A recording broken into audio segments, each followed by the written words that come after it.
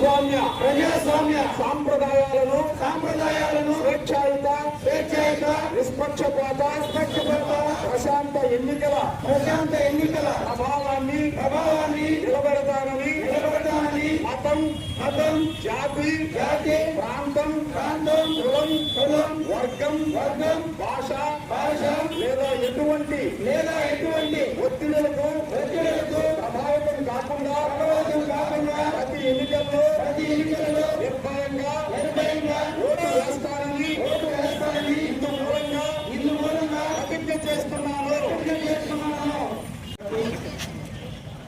యువతకు అందరికీ ఈరోజు స్వీప్ కార్యక్రమంలో అభినందనలు తెలియజేస్తున్నాము. వచ్చే మే 11వ తేదీన మనము ఎన్నికలను నిర్వహించుకుంటున్నాము.